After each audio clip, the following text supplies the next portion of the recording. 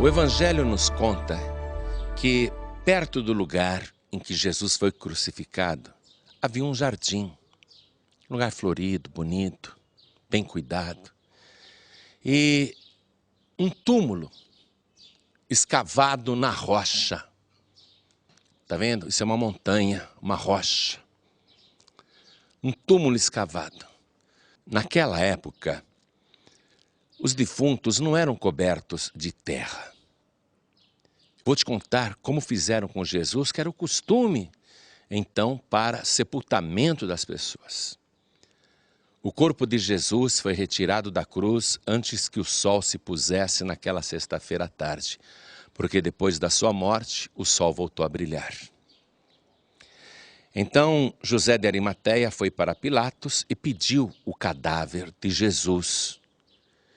E nos diz a palavra que Pilatos ficou admirado que ele já estivesse morto, porque geralmente um crucificado ficava agonizando dias ali, num espetáculo horrendo, aterrorizante. E Pilatos pediu para o centurião se certificar se Jesus realmente tinha morrido, que aí ele entregaria o cadáver para José de Arimateia.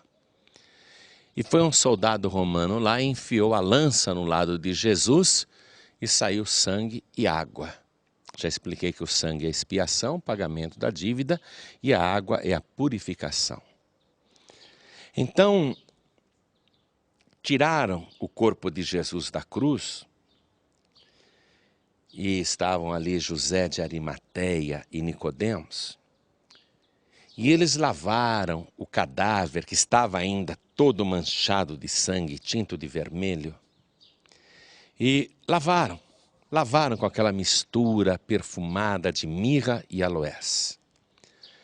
E depois enfaixaram o corpo dele, envolvendo com lençóis, cobriram todo o corpo.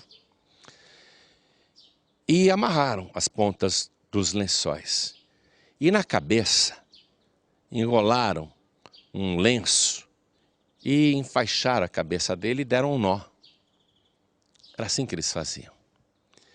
Aí banhavam aquelas ataduras, né? Banhavam com aquele perfume e levavam o falecido para um sepulcro. Geralmente eram cavernas naturais ou cavernas especialmente preparadas para isso, cavernas escavadas na rocha. E no caso de Jesus, ele não tinha nenhum túmulo para ser sepultado. O túmulo pertencia a José de Arimateia, que era um homem rico. José de Arimateia tinha mandado escavar o túmulo para ele mesmo, para o dia que ele morresse. Mas quando ele viu aquele nazareno morto, que não tinha nenhuma vaga no cemitério, José de Arimateia, compadecido, e sendo ele, em secreto, discípulo de Jesus, ele deu o túmulo que havia preparado para si mesmo, ele deu para Jesus. Então, Jesus, com o corpo todo enfaixado por lençóis e o rosto todo enrolado por lenços, teve o seu corpo trazido para este lugar, o sepulcro, perto do lugar da crucificação, onde havia um jardim. Eu creio que era este o local. Veja o que fizeram. Não havia lá dentro uma cama, uma lápide, porque no chão era esculpido uma espécie de leito, onde o cadáver era depositado. Então eu quero que agora você entre comigo no túmulo de Jesus. Venha.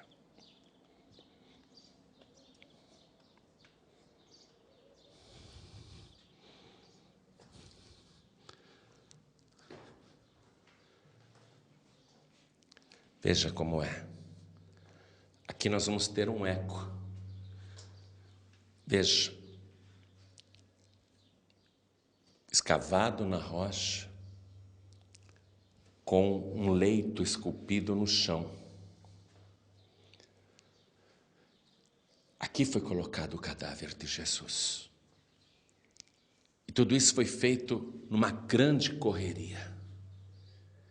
E logo em seguida, José de Arimateia e Nicodemos se retiraram, porque a sexta-feira estava acabando e ia começar o sábado.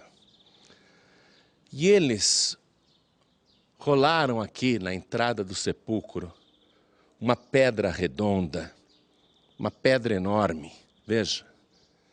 Essa pedra, ela corria no chão por canaletas. E como a sexta-feira estava acabando e para o judeu o sábado começa com o pôr do sol, José de Arimateia e Nicodemos, sendo judeus, se retiraram daqui. E os inimigos de Jesus foram até Pilatos e disseram: Senhor, a gente se lembra que aquele enganador, enquanto estava vivo, disse que iria ressuscitar no terceiro dia. Coloque guardas protegendo o sepulcro, para que não aconteça que os seus discípulos se dirijam ao cemitério à noite, roubem o cadáver e saiam dizendo para o povo que ele ressuscitou. Aí o Pilatos, que já estava cansado daquela história, disse: a guarda está aí, podem levar. E eles colocaram aqui 2 guardas, um de cada lado. Foi a missão mais idiota dada aos valorosos legionários romanos. Soldados fortes, armados, para guardar um defunto. E eu diria também que foi a missão mais inútil, a prevenção mais desnecessária já feita por um exército. Mas os inimigos de Jesus ainda fizeram o seguinte: não basta só os soldados aqui, vamos lacrar esta pedra. E eles então violaram o Shabá, o descanso, e colocaram uma grande quantidade de argila, de argamassa, para chumbar aquela pedra redonda na entrada, para que ninguém retirasse a pedra. E os soldados romanos ficaram ali, naquela sexta-feira.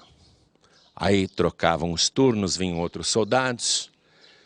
Ou seja, fizeram um plantão ininterrupto, dia e noite, para impedir, primeiro, que alguém viesse pegar o defunto e roubar o cadáver, e para impedir também que o defunto saísse dali. Então, no sábado, os guardas romanos se revezaram aqui, em plantão, em vigília, guardando o sepulcro. Só precisavam guardar 3 dias.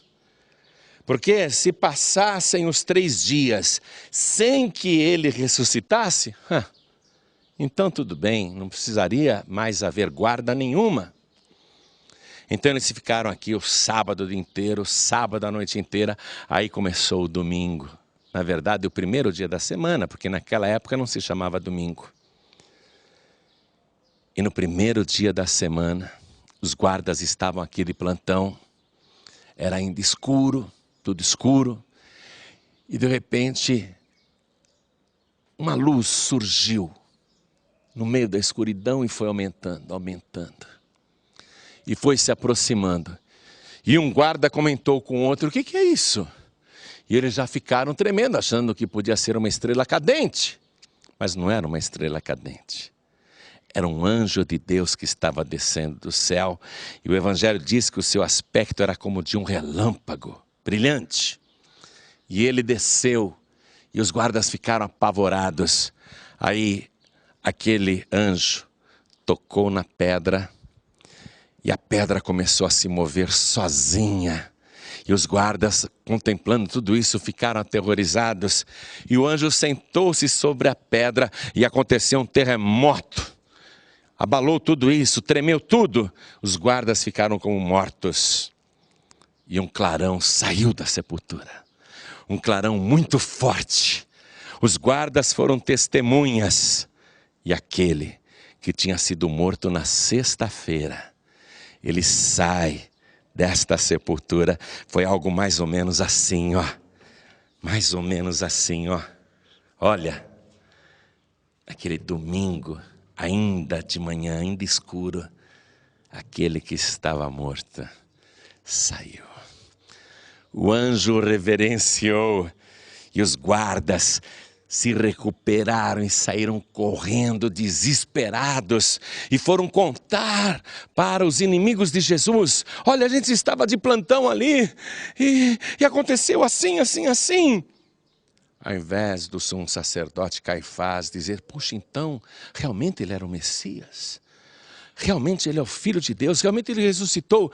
Ao invés de Caifás correr para o cemitério e se ajoelhar diante de Jesus, ele reuniu o sinédrio, a mais alta corte de Israel, a mesma que condenou Jesus, e eles fizeram uma coleta, uma vaquinha ali entre eles, uma oferta generosa. Juntaram muito dinheiro e deram para os 2 guardas romanos: ó, não contem nada para ninguém. Digam que enquanto vocês dormiam, os discípulos vieram e roubaram o cadáver. E os guardas, recebendo o dinheiro, divulgaram essa falsa história, que os judeus acreditam nela até hoje. Ou seja, muito dinheiro foi dado para patrocinar a mentira. E até hoje muito dinheiro é gasto para se divulgar esta falsa notícia. Mas nós estamos aqui para dizer a você e mostrar a você que entramos nesse sepulcro. Lá não tem restos mortais. Lá não há nenhuma célula, nada. Porque aquele que estava morto ressuscitou. Tem nas mãos as chaves da morte e do inferno e está vivo pelos séculos dos séculos. Amém. Sua colaboração pode significar a diferença entre a vida e a morte. Leve a palavra de Deus através das antenas de rádio e TV para todo o mundo. Torne-se um pregador do telhado. Saiba mais sobre esse compromisso ligando para 0 operadora 11 2875 5133 ou acesse pregadoresdotelhado.org.br. Pregadores do Telhado, comunicação a serviço da vida.